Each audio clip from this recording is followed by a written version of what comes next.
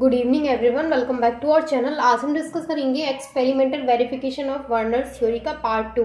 देखिए, पार्ट 1 में मैंने आपको एक्सपेरिमेंटल वेरिफिकेशन में कोबाल्ट के कॉम्प्लेक्स लेके वहाँ पे समझाया था।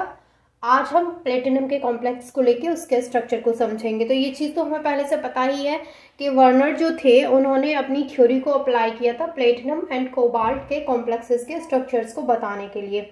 तो हम उन्हीं के एक्सपेरिमेंटल वेरिफिकेशन को देख रहे हैं, जिसमें हम एक एग्जाम्पल को कर चुके हैं प्रीवियस वीडियो में। तो आज का जो हमारा एग्जाम्पल है वो है प्लेटिनम कॉम्प्लेक्स का। तो हमारे पास एग्जाम्पल है PtCl4.6NH3। तो हम इसको क्या करेंगे, सबसे पहले हम इसको AgNO3 के साथ रिएक्ट करवाएंगे। तो हम यहाँ पे इसको ट्रीट कराएंगे AgNO3 के साथ। तो यहाँ पर जो 4 क्लोरीन के एटम्स प्रेजेंट हैं वो प्रेसिपिटेट हो जाएंगे एज AgCl। Ag के साथ क्या हो जाएंगे, प्रेसिपिटेट हो जाएंगे, मतलब PPT बन जाएगी। जो Cl4 है यहाँ पे उनकी AgCl की फॉर्म में। इससे ये पता चलता है हमें कि यहाँ पर जो 4 क्लोरीन एटम्स प्रेजेंट हैं जो कि मेटल के साथ जुड़े हुए हैं, और ये मेटल के साथ कौन से बॉन्ड के द्वारा जुड़े हुए हैं, तो ये आयनिक बॉन्ड के थ्रू मेटल के साथ जुड़े हुए हैं। तो ये जो 4 क्लोरीन एटम्स हैं यहाँ पे हमें से ये पता चलता है कि ये जो एटम्स हैं वो कोऑर्डिनेशन स्फीयर के आउटसाइड प्रेजेंट है, यानी कोऑर्डिनेशन स्फीयर के बाहर प्रेजेंट है। देखिए, बाहर का मतलब ये है कि जैसे मान लीजिए हमारे पास कोऑर्डिनेशन स्फीयर ये है, तो हमारे जो 4 क्लोरीन एटम्स हैं वो कहाँ होंगे, वो कोऑर्डिनेशन स्फीयर के अंदर नहीं होंगे, वो बाहर होंगे। इस तरीके से समझ में आ गया कि यहाँ पर जो फर्स्ट पॉइंट है उससे हमें ये पता लग रहा है कि यहाँ पर जो 4 क्लोरीन के एटम्स अटैच्ड हैं वो कहाँ है, वो कोऑर्डिनेशन स्फीयर के बाहर की तरफ है। अब बात करते हैं हम सेकेंड पॉइंट की। आप इस फर्स्ट पॉइंट को नोट कर लीजिए। अब हम बात करते हैं इसके सेकेंड पॉइंट की। तो यहाँ पर ये जो हमारे पास एग्जांपल है, अब बोला जा रहा है कि अगर हम इसको कंसंट्रेटेड H2SO4 के साथ रिएक्ट कराते हैं, तो जब हम इसको कंसंट्रेटेड H2SO4 के साथ रिएक्ट कराएंगे तो यहाँ पर जो 4 क्लोरीन के एटम्स हैं वो क्या हो जाएंगे, वो लॉस्ट हो जाएंगे, यानी यहाँ से बाहर निकल जाएंगे हाइड्रोजन के साथ मिलके। तो HCl के साथ मिलके बाहर, मतलब HCl की फॉर्म में बाहर निकल जाएंगे जो 4 क्लोरीन के एटम्स हैं। एंड नो NH4 का ट्वाइस SO4 इज ऑब्टेन्ड, और यहाँ पर ये भी ऑब्टेन नहीं होगा। इससे ये पता चलता है, this indicates that all the 6 ammonia. इससे क्या पता चलता है, इससे ये पता चलता है कि यहाँ पर जो 6 अमोनिया के मॉलिक्यूल्स प्रेजेंट हैं वो मेटल के साथ एक स्ट्रॉन्ग बॉन्ड के थ्रू अटैच्ड है। ठीक है, यानी कि यहाँ पर जो 6 अमोनिया के मॉलिक्यूल्स हैं उन्होंने मेटल के साथ कैसा बॉन्ड बना रखा है, एक स्ट्रॉन्ग बॉन्ड बना रखा है।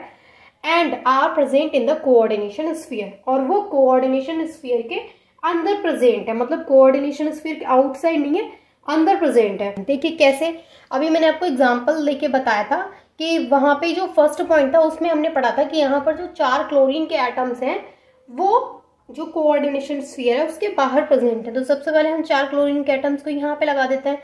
उसके बाद 6 अमोनिया, अभी अभी जस्ट हमने पढ़ा कि वो कोऑर्डिनेशन स्फीयर के अंदर है। इस वाले पॉइंट में हमने पढ़ा है सेकेंड पॉइंट में। और ये हमारी मेटल है, तो हम क्या करेंगे, प्लेटिनम। और यहाँ पर हमारे पास है NH3। कितने NH3 है भाई, 6 NH3 है। तो ये कितने हैं, ये है 3। तो यहाँ पर जो हमारे पास 6 अमोनिया है वो कोऑर्डिनेशन स्फीयर के अंदर है, और 4 क्लोरीन है वो कहाँ है, वो कोऑर्डिनेशन स्फीयर के बाहर है। तो ये हुई बात सेकेंड पॉइंट की। अब हम बात करते हैं थर्ड पॉइंट की। आप फटाफट से इसे नोट कर लीजिए।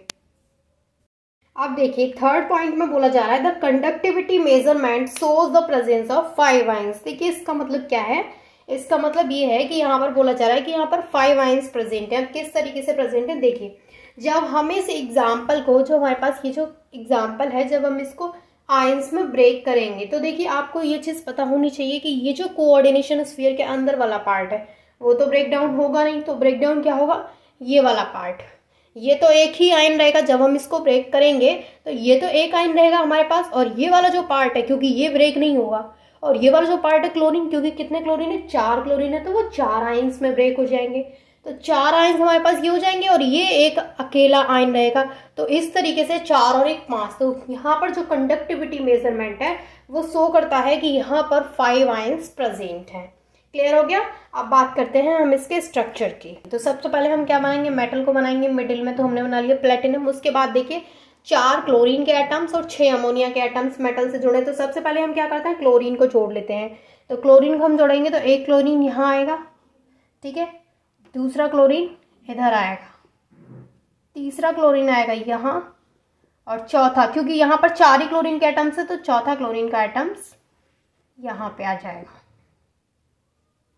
चारों क्लोरीन के एटम हमने यहाँ पे बना दिए हैं। अब बचा क्या, प्लेटिनम से 6 अमोनिया और जुड़े हैं। अब हमें अमोनिया को बनाना है तो हम क्या करेंगे, हम अमोनिया को बनाएंगे डॉटेड लाइन से। तो एक मैं यहाँ बना देती हूँ इसको NH3, ठीक है, 2 NH3,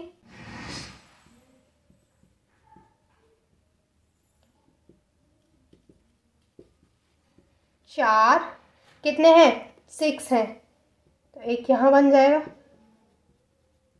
5।